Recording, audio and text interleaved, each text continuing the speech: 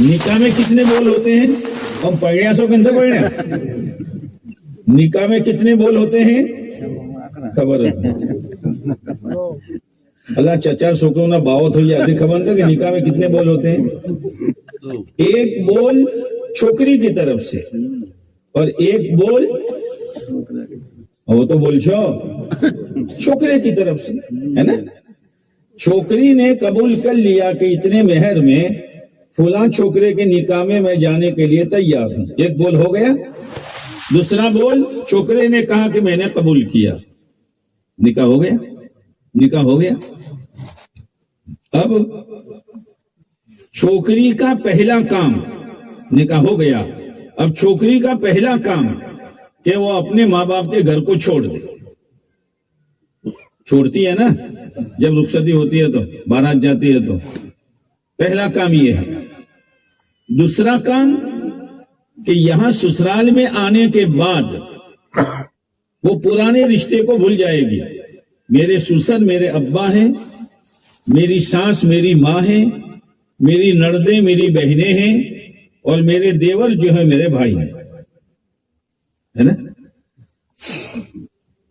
اور گھر آنے کے بعد جھاڑو پڑی ہے تو لگا دے گی, کپڑے پڑے ہیں تو دھو دے گی, کھانے کا وقت آئے تو کھانا پکا دے گی. اب نکاح ہو گیا. جب لوگ لینے آئے چلو کہ کہاں کہ نکاح ہوا ہے اب یہ گھر چھوڑو کہ نہ میں تو گھر نہیں چھوڑوں گی. نکاح صحیح, نکاح اپنی جگہ پر, لیکن گھر بولو یار میں ابھی بات بند کر دوں گا.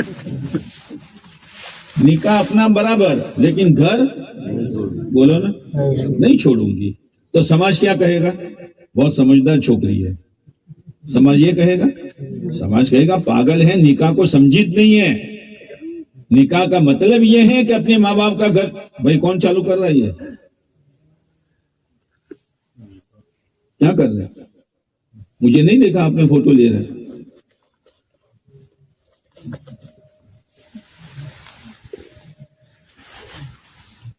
نکاح کا مطلب یہی ہے کہ ماں باپ کے گھر کو چھوڑ اور سسرال میں آ.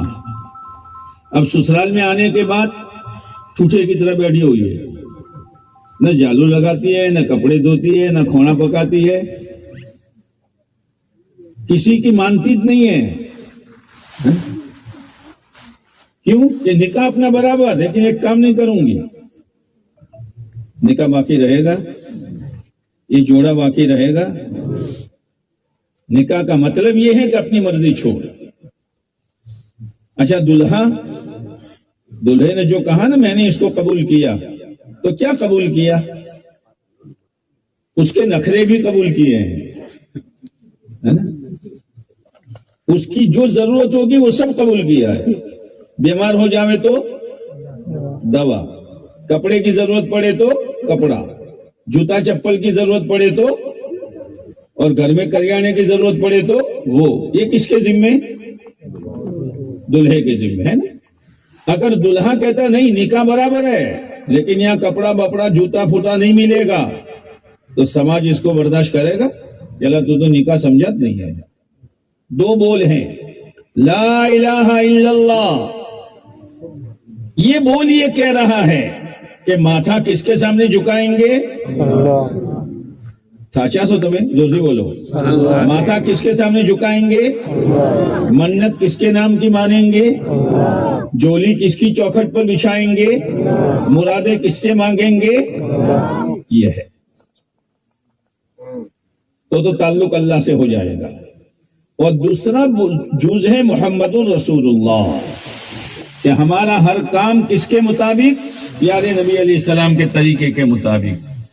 کھانا پینا سونا کمانا خرچ کرنا شادی بیاہ موت میت, یہ سب کس کے طریقے پر؟